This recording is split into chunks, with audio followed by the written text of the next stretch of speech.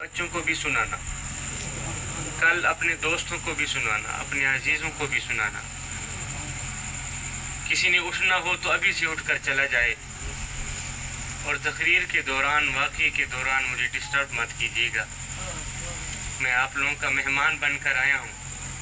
सैयद माँ का बेटा हूँ, सैयद बाप का बेटा हूँ, सुभान अल्लाह। और मैं थोड़ी देर के लिए दुखड़े सुनाता हूँ, दर्द सुनाने के लिए आया हूँ।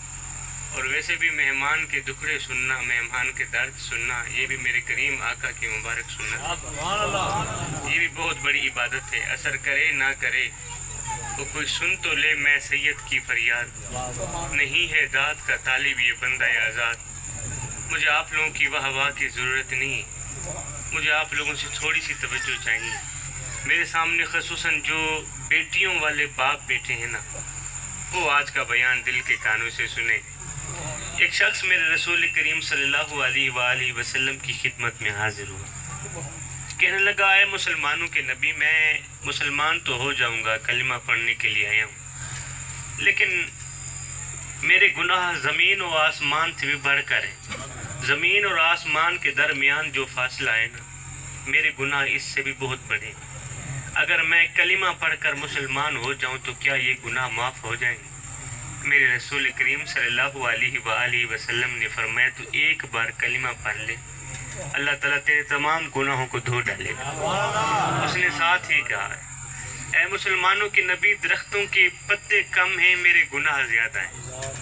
मेरे रसूल करीम ने फरमाया, एक बार कलिमा पढ़ के मुसलमान हो जा, मेरा सहाबी बन जा, तेरे सारे के सारे गुनाह धुल जाए। साथ ही उसने कहा, ऐ मुसलमानों के नबी, रेत के जर्रे कम है, मेरे गुनाह बहुत ज़्यादा है, मैं बहुत बड़ा पापी, बहुत बड़ा गुनहगार। आपने फरमाया, बस एक बार कलिमा पढ़ के मुसलमान हो। साथ ही उसने कहा, ऐ मुसलमानों के नबी, मैंने अपने इन हाथों से अपने कबीले की 70 बच्चियों को जिंदा दफन भी किया है। बताओ ये गुनाह भी माफ़ होगा या नहीं होगा? अब थोड़ी देर के लिए मेरे रसूल करीम खामोश हो गए। इतने में जिब्रील अलैहिस्सलाम हाजिर हुए। अर्ज़ की, या रसूलल्लाह, अल्लाह फरमा रहा है, इसने अपने कबीले की 70 बच्चियों को, बेटियों को अपने हाथों से जिंदा दफन किया है तो बड़ा पापी, है तो बड़ा गुनहगार, लेकिन मैं रब हूँ, इसके गुनाहों को देखूं या तेरे दर को देखूं? इसको बोल, एक बार कलिमा पढ़ के मुसलमान हो जा, तेरे पिछले सारे के सारे गुनाह धुल जाए। अब वो कलिमा पढ़ के मुसलमान हो गया, पिछले तमाम के तमाम गुनाह धुल गए। अब आगे सुनिए, ये शख्स जब भी मेरे रसूल करीम सल्लल्लाहु अलैहि वसल्लम की खिदमत में हाजिर होता तो हर वक्त रोता ही रहता। उठता रोता, बैठता रोता, क़याम करता रोते हुए, रुकू करता रोते हुए, सजदे करते रोते हुए। एक दिन मेरे रसूल करीम सल्लल्लाहु अलैहि वसल्लम ने पूछ ही लिया, उस सहाबी कभी कभार मुस्कुरा भी लिया कर। उसने कहा, या रसूलल्लाह, कैसे मुस्कुराऊं, एक गुनाह अभी भी रह गया। मेरे रसूल करीम ने फरमाया, वो जो तूने कलिमा पढ़कर मेरी गुलामी में आया था ना, उसी दिन से तेरे पिछले तमाम गुनाह धुल गए। उसने कहा, या रसूलल्लाह, मैं दिन रात रोता हूँ, मेरे रोने की वजह यह है कि मुझसे एक खता और भी हुई थी, मुझे लगता है वो खता अल्लाह माफ़ नहीं करे, वो गुनाह अल्लाह ताला माफ़ नहीं करे। मेरे रसूल करीम सल्लल्लाहु अलैहि वसल्लम ने फरमाया, अच्छा वो गुनाह भी बता दी। उसने कहा, या रसूलल्लाह, ये कहानी तो बड़ी दर्दनाक है, बरकैफ मैं आपको सुनाता हूँ। उसने कहा, ऐ मुसलमानों के नबी, ऐ मेरे आका, ऐ अल्लाह के महबूब, मैं कहीं लंबे सफ़र को जा रहा था, मेरी बीवी हामिला थी, मैं कहीं लंबे सफ़र को जा रहा था। मैंने अपनी बीवी को बोला था कि अगर बेटा पैदा हुआ तो अपने पास रखना, और अगर बेटी पैदा हुई तो मेरे आने से पहले ही उसे जिंदा दफन कर दें। अब मेरे सामने जो बेटियों वाले बाप बैठे हैं, जिनको अल्लाह ताला ने बेटियों से नवाजा है, वो अगली चंद मिनट की जो गुफ्तगू है वो दिल के कानों से सुनिए। या रसूलल्लाह, मैं कहीं लंबे सफ़र को जा रहा था, मेरी बीवी हामिला थी, اور میں نے اپنی بیوی کو کہا تھا کان کھول کر سن لو، اگر بیٹا پیدا ہوا تو اپنے پاس رکھنا، اگر بیٹی پیدا ہوئی تو میرے آنے سے پہلے پہلے اسے زندہ دفن ہی کر دینا، معاشرے میں میری ناک مت کٹانا، معاشرے میں مجھے کسی کو منہ دکھانے کے قابل رکھنا۔ یہ کہتے ہوئے میں کہیں لمبے سفر کو چلا گیا۔ کافی عرصہ بعد جب میں گھر واپس لوٹا تو کیا دیکھتا ہوں، میرے گھر کے آنگن میں میری ننھی سی بیٹی کھیل رہی۔ میں نے اس سے پوچھا تم کون ہو؟ اس نے کہا اس گھر کا جو مالک ہے نا، میں اس کی بیٹی۔ تو میں نے کہا اس گھر کا مالک تو میں ہوں۔ کہا پھر آپ ہیں؟ یہ سننا ہی تھا کہ میری بیٹی دوڑ کر آئی، میرے قدموں سے لپٹ گئی۔ وہ میرے قدم چومتی جا رہی تھی، میرے ہاتھ چومتی جا رہی تھی، لیکن میں غصے میں آگ بگولا ہو گیا۔ میں نے اپنی بیوی کو گور کے دیکھا۔ میں نے کہا وہ بدبخت، تجھے کہا نہیں تھا بیٹا پیدا ہوا تو اپنے پاس رکھنا، بیٹی پیدا ہو تو میرے آنے سے پہلے پہلے اسے زندہ دفن کر دینا؟ اور یہ کون ہے؟ اس سانپ کو تو نے جنم کیوں دیا؟ یا رسول اللہ، میری بیٹی میرے قدم چوم رہی تھی، میرے ہاتھ چوم رہی تھی، وہ اپنے توتلے لہجے میں کہہ رہی تھی ابا تو نے آنے میں بڑی دیر کر دی۔ ابا جب تو گھر میں نہیں تھے نا، میں راہوں پہ بیٹھی تیرا انتظار کرتی رہتی تھی، میں دروازے پر بیٹھی تیرا انتظار کرتی رہتی تھی کہ میرا باپ کب آئے گا، میں کب جی بھر کر اپنے باپ کو دیکھوں گی۔ لیکن یا رسول اللہ میرے اندر نفرت ہی نفرت تھی۔ اب کیا ہوتا جب میں چارپائی پر لیٹتا تھا تو میری بیٹی کبھی میرے ہاتھ دھلا رہی ہے، کبھی میرے لیے کھانا لے کر آ رہی ہے، کبھی میرے لیے پانی لے کر آ رہی۔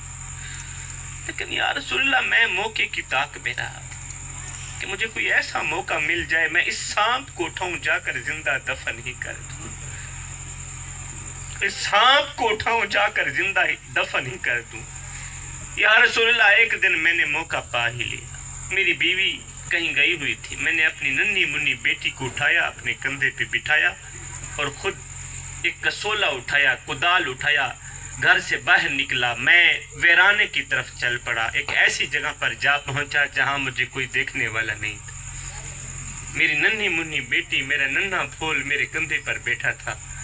وہ کبھی میری پیشانی چومتی، کبھی میرے بالوں میں ہاتھ پھیرتی اور اپنے توتلے لہجے میں میرے ساتھ بڑی پیار بھری باتیں کرتی، مگر مجھے پھر بھی رحم نہ آیا۔ حضور میں ایک ایسی جگہ پر جا پہنچا جہاں مجھے کوئی دیکھنے والا نہیں تھا۔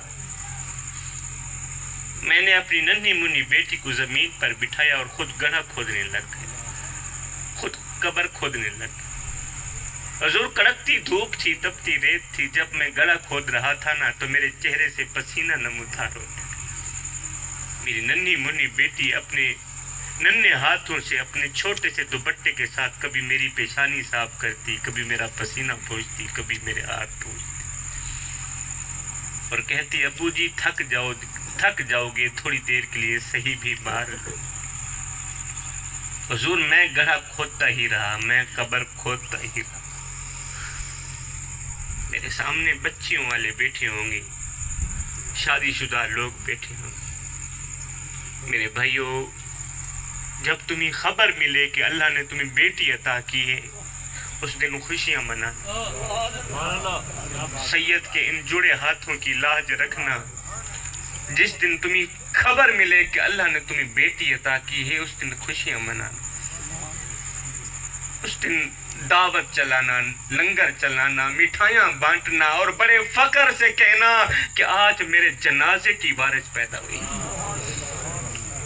آج میرے دردوں کو اپنے درد سمجھنے والی، میری غربت کو اپنی غربت سمجھنے والی بیٹی پیدا ہوئی ہے۔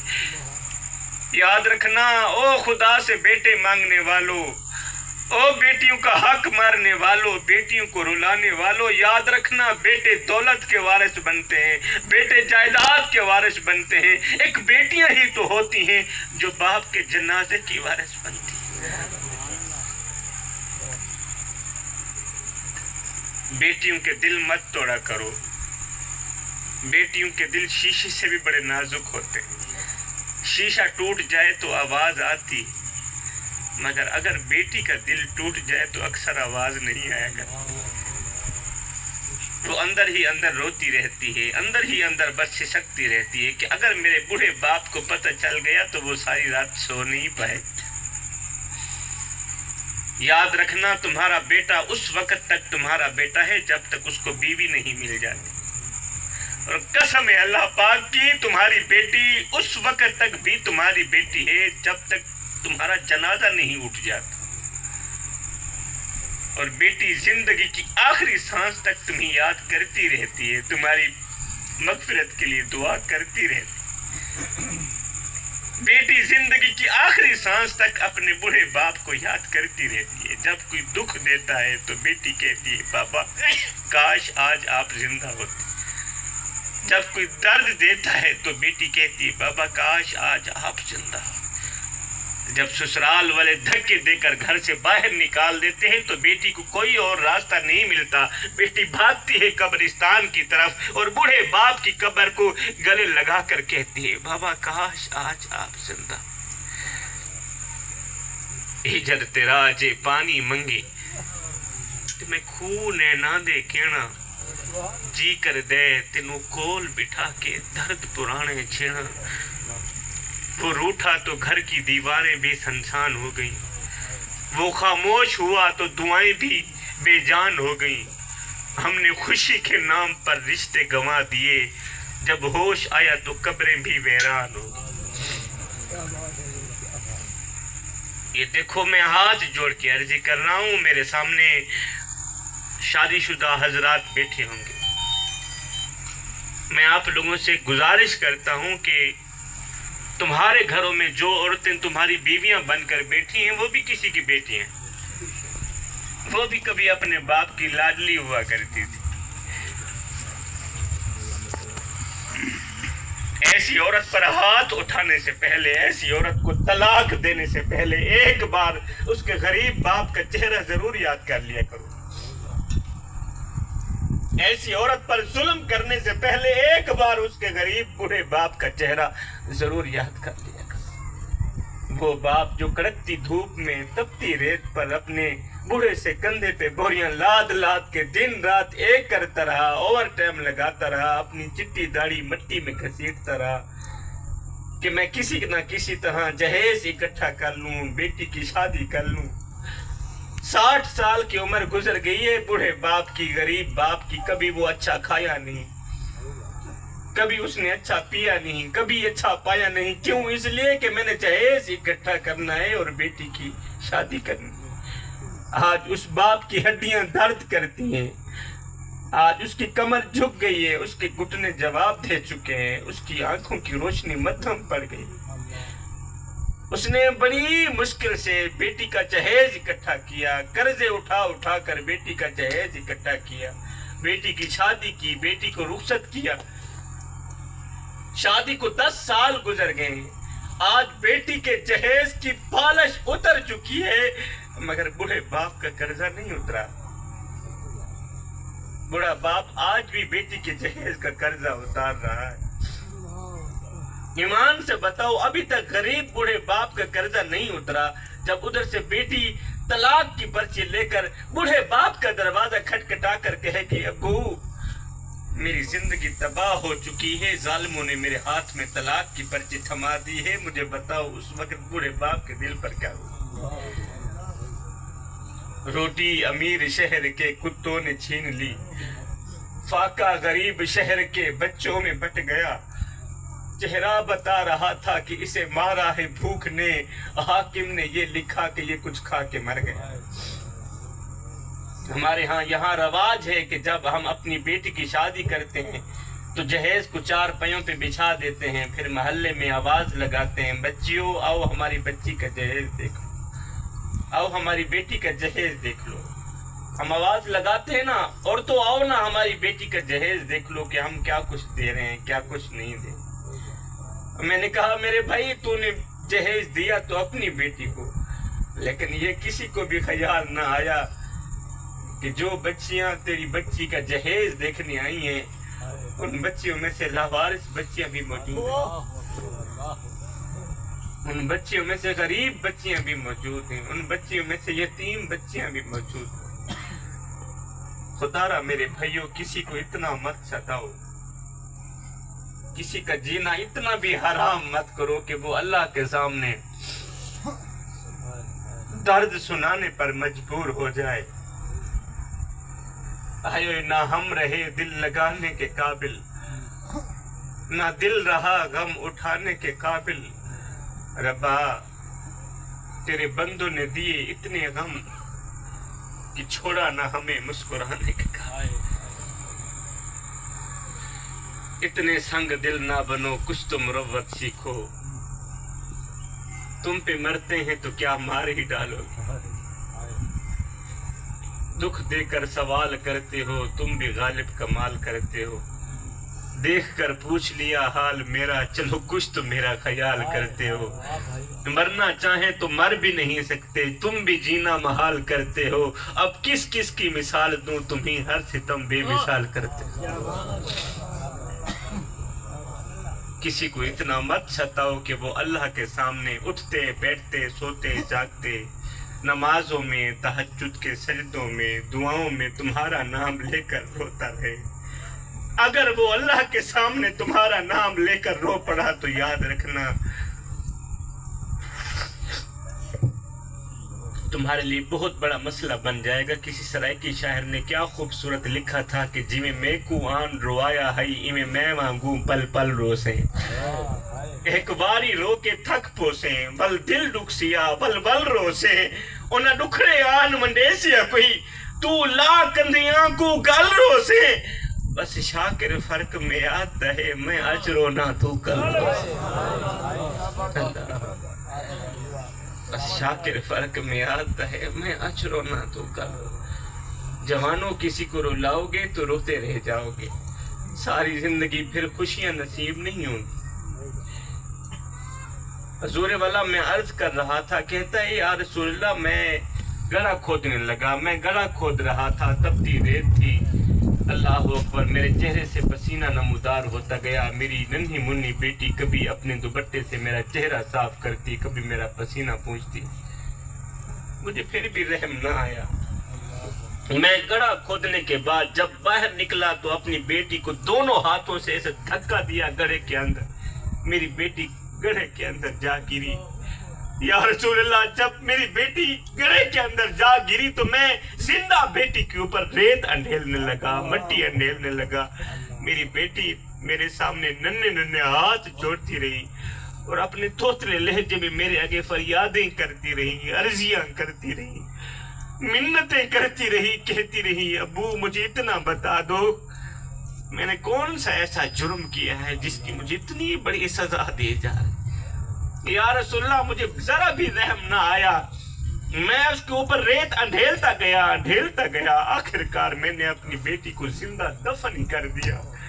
मेरी बेटी के नन्हे हाथ, जुड़े हुए हाथ, मेरी बेटी का तोतला लहजा, मेरी बेटी की फरियादें, मेरी बेटी की चीखों पुकार रेत तले दब के रह गई। या रसूलल्लाह, मैं कुर्बान जाऊं आपकी आमद पर। जब से आपकी आमद हुई है, जब से कलमा पढ़कर मुसलमान हुआ हूं, आज बेटी की चीखें मुझे सोने नहीं देती। आज बेटी की चीखें मुझे दिन रात तड़पाती। ओ जिक्र मुस्तफा की महफिल में आने वालों, जश्न मनाया करो हुजूर की आमद का। मेरे करीम आका की आमद हुई है। आज मेरे दिल में मेरी बेटी के लिए कितना बड़ा प्यार है, कितना प्यार है, ये आप सोच भी नहीं सकते। आपके दिल में आपकी बेटी के लिए आज कितनी मोहब्बत अल्लाह ने कोट कोट के रख दी है। जब आपकी बेटी आपसे कोई ख्वाहिश जाहिर करती है तो कसम खुदा की आपका दिल करता है मैं कर्ज उठाकर बेटी की ख्वाहिश पूरी करूं। ये किसकी आमद का सदका है? मेरे सोने मोहम्मद की आमद का सदका।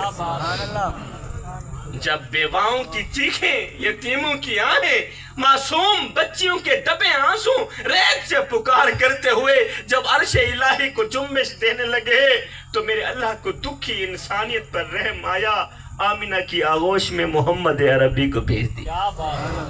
मेरे नबी की आमद, मेरे नबी की जलवागरी इंसानियत पर अल्लाह का बहुत बड़ा एहसान है।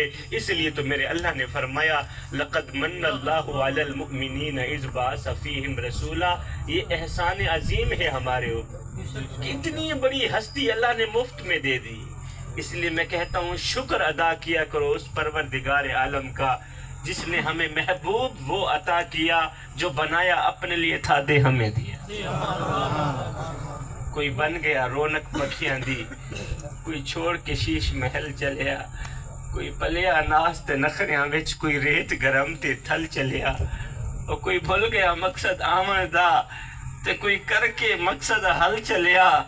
اتنے ہر کوئی فرید مسافر ہے, کوئی آج چلیا تے کوئی قاری محمد شبیر صاحب نے, بھائی مزمل صاحب نے ان چیز کو بلایا. میں دعا کرتا ہوں میرے بھائیوں کی محبت اللہ تعالیٰ اپنی پاک بارگاہ میں قبول فرمائے. آمین ثم آمین وما علینا الا البلاغ.